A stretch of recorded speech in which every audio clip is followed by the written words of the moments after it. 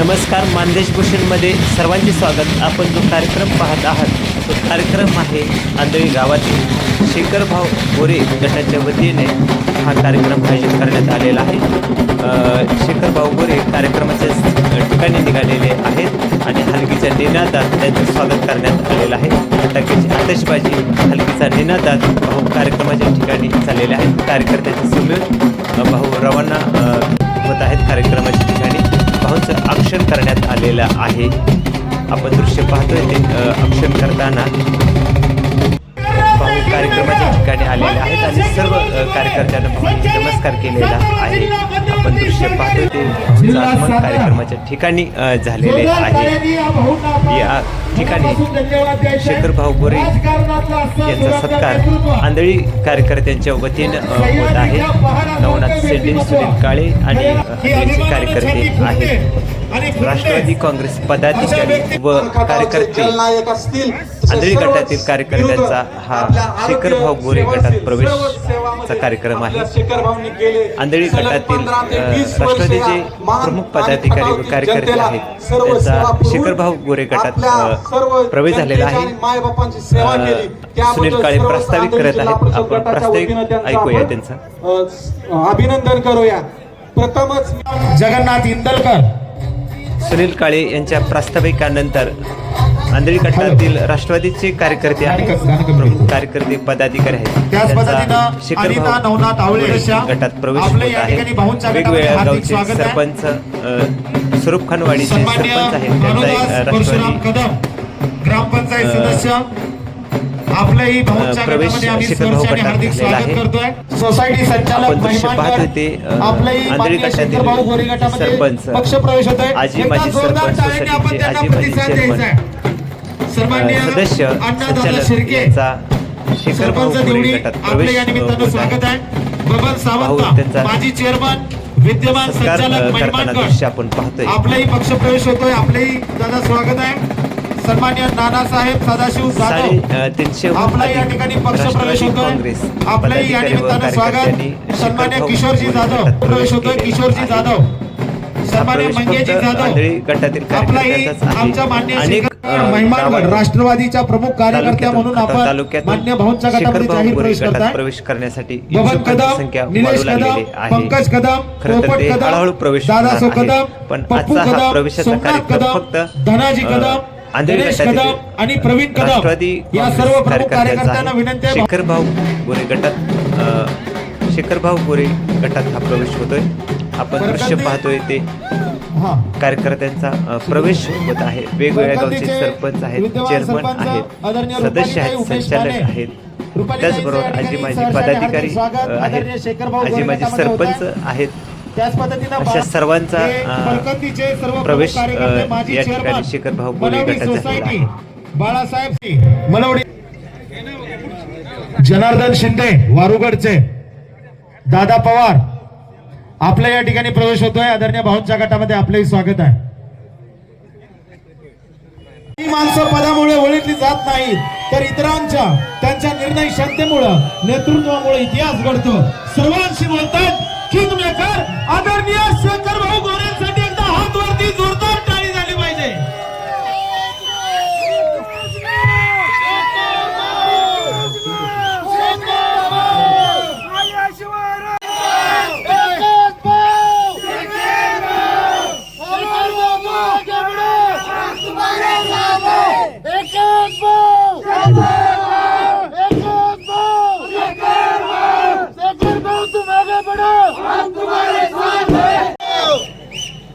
आज इथं प्रमुख कार्यकर्त्यांच्या व त्यांच्या सहकार्यांचे आपल्या म्हणजे शेखर गोरे गटात प्रवेश या कार्यक्रमाच्या निमित्तानं व्यासपीठावर उपस्थित असलेले आता प्रवेश करणाऱ्यांची पण नावं घ्यावं लागणार आहेत. रमेश भाऊ, तुमची व्यासपीठावर पण नावं घ्यायची म्हणलं तर कमीत कमी 300-350 नावं होत. अगोदरच लोक वैतागलेत, बराच वेळ झालं बसलेत. या कार्यक्रमाच्या निमित्तानं उपस्थित असलेले, व्यासपीठावर उपस्थित असलेले सर्वच मान्यवर, सरपंच असतील, उपसरपंच असतील, सोसायटीचे चेअरमन असतील, सोसायटीचे व्हाईस चेअरमन असतील, संचालक असतील, सर्वच मान्यवर, माझ्या प्रतिष्ठानचे अध्यक्ष असतील,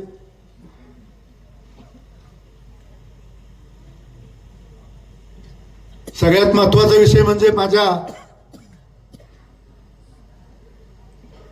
आंधळी गटातील राष्ट्रवादी कार्यकर्त्यांचं मनापासून आभार मानलं पाहिजे. माझ्या आंधळी गटातील 24 गावापैकी 19 गावातल्या राष्ट्रवादीच्या कार्यकर्त्यांनी आज इथं प्रवेश केलाय आणि माझ्यावर विश्वास ठेवला.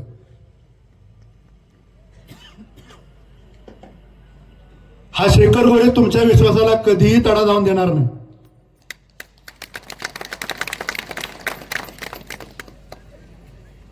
तुम्ही जो माझ्यावर विश्वास ठेवलाय, तुम्हाला जे माझ्याकडून अपेक्षा आहेत, विकास कामाच्या संदर्भातले विषय असेल, पोलीस स्टेशनच्या संदर्भातला विषय असेल, MSEBच्या संदर्भातला विषय असेल, पंचायत समितीच्या संदर्भातला विषय असेल, तहसील ऑफिस संदर्भातला विषय असेल, मी ह्या सगळ्या जनतेसमोर शब्द देतो. हा शेखर गोरेचा शब्द आहे. राष्ट्रवादीच्या एकाही कार्यकर्त्याला वाऱ्यावर सोडणार नाही हा शेखर गोरे. आणि ज्या दिवशी तुम्ही लोकांनी शेखर गोरे गटात प्रवेश केलाय त्या दिवशी तुम्ही घाबरायचे काही कारण नाही.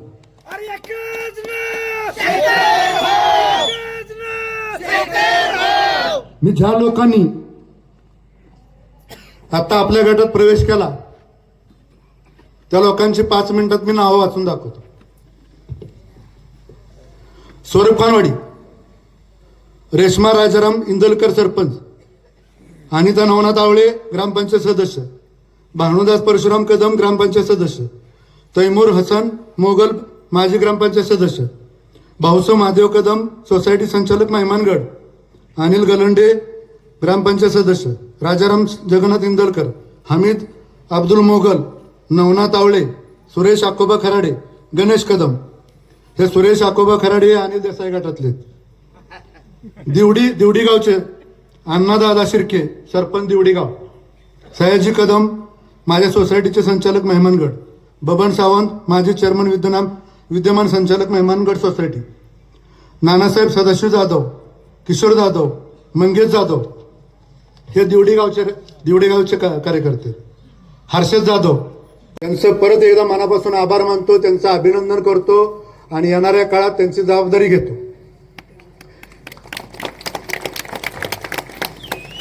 आता काय लोकांना प्रश्न पडलाय, म्हसवड नगरपालिकेत शेखरभाऊच्या कार्यकर्त्यांनी माघार घेतली.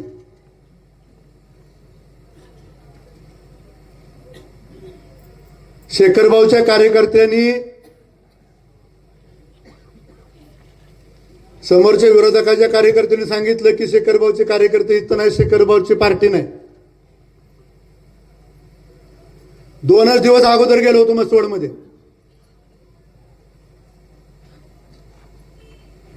दोन दिवसात पार्टी तयार करून, जी पहिली पार्टी होती ती तयार करून, पार्टी तयार करून तिसऱ्या दिवशी 8 उमेदवाराचं, नगरसेवक पदाचे 8 उमेदवार आणि नगराध्यक्ष पदाचा 1 उमेदवार, टोटल 9, नगरसेवक पदाचे 8 आणि नगराध्यक्ष पदाचा 1, असे टोटल 9 माणसाचे आम्ही अर्ज भरले होते. तिथं लोक म्हणले की बाबा शेखरभाऊच्या लोकांना उमेदवारी मिळणार नाही.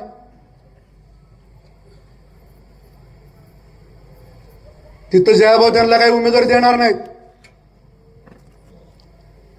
अर्ज भरतील आणि परत माघार घेतील. त्या लोकांची चर्चा म्हसवडमध्ये चालू होती, लोक इथं चर्चा करत होती. काय जयाभाऊची लोक चर्चा करत होती, काय राष्ट्रवादीची लोक चर्चा करत होती. पण आम्ही माघार का घेतली त्याचं खरं कारण सांगतो. मुख्यमंत्र्याच्या फडणवीस साहेबांच्या आदेशावरून ह्या शेखर गोरेंनी म्हसवड नगरपालिकेत माघार घेतली, लक्षात ठेवा मित्रांनो.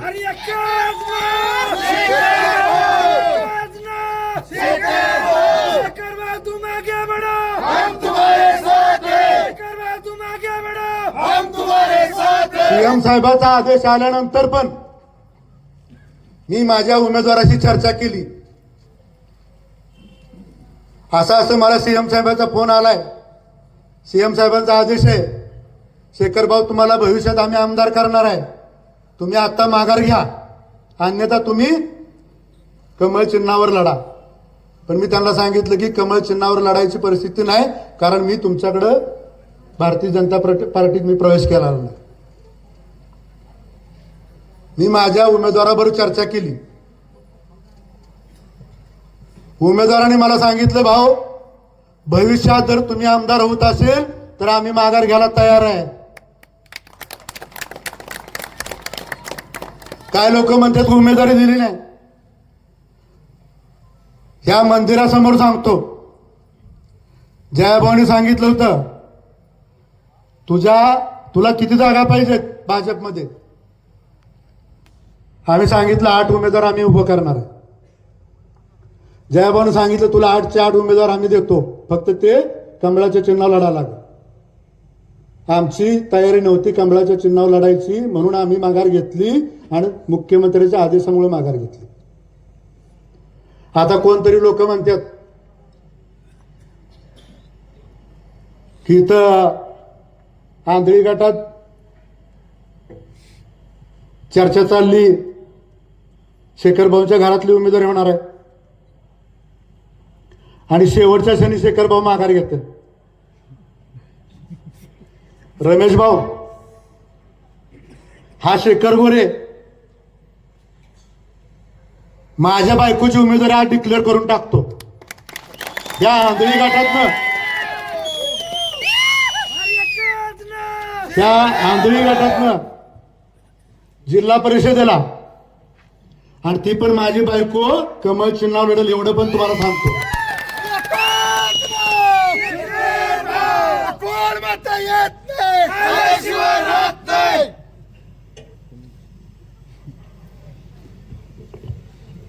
ज्या राष्ट्रवादीच्या कार्यकर्त्यांनी माझ्या गटात प्रवेश केलाय, जरी मी भविष्यात जरी माझी बायको जिल्हा परिषद सदस्य झाली, कमळ चिन्हावर होईल,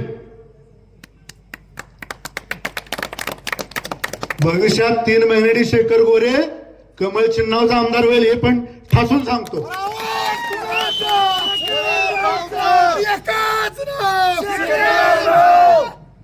मी जरी भविष्यात आमदार झालो, भाजपचा आमदार झालो, माझी बायको जरी भाजपची जिल्हा परिषद सदस्य झाली, तरी पण जयाभाऊची पार्टी, जयाभाऊचा ग्रुप वेगळा असेल. मला राष्ट्रवादीच्या लोकांना सांगायचंय, तुम्ही माझ्यावर विश्वास ठेवून आलाय,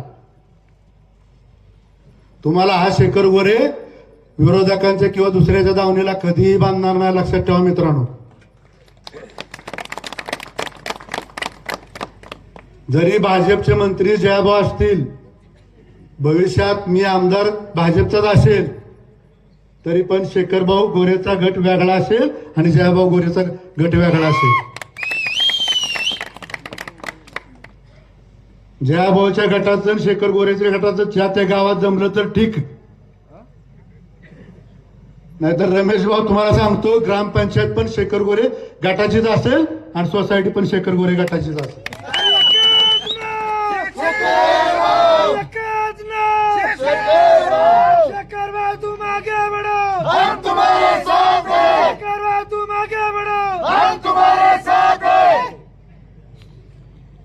काय लोक म्हणतात मानखटावमध्ये 9 गट आहेत, मानमध्ये 5 गट आहेत, खटाव तालुक्यात 4 गट आहेत. काय लोक म्हणतात इथं आंधळी गटात पण बरीच लोक आहेत, म्हणतात माझी जाहीर केली आहे. काय जाहीर केली मलाच माहित नाही. एक म्हणतो मी पंचायत समितीला, एक म्हणतो मी जिल्हा परिषदेला, एक म्हणतो मी आमदार केला, एक म्हणतो इकडे आहे, खटाव तालुक्यातनं माझं फिक्स झालं. जोपर्यंत मी आणि जयकुमार गोरे आम्ही दोघं बसत नाही, तोपर्यंत कुठल्याही गटातली, मानमधल्या 5 गटातली आणि खटाव तालुक्यातल्या 4 गटातली कुठलीही उमेदवारी फायनल नाही म्हणजे नाही.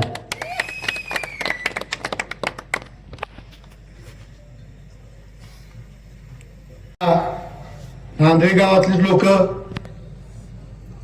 बरेच लोक असे आहेत की इथं कार्यक्रम कसा घेतोय बघू, त्यांना अजून माहित नाही शेखर गोरेचे कार्यकर्ते ज्यांच्याबरोबर असतो त्यांनाच गुलाल असतो.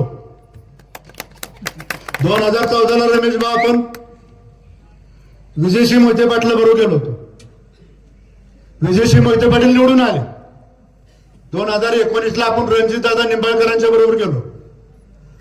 रणजितदादाला पण गुलाल मिळाला. त्याच्यानंतर 2024ला आपण खासदारकीला धैर्यशील मोहिते पाटला बरोबर गेलो, त्यांना पण गुलाल मिळाला. आणि 2024ला कुणाबरोबर गेलो?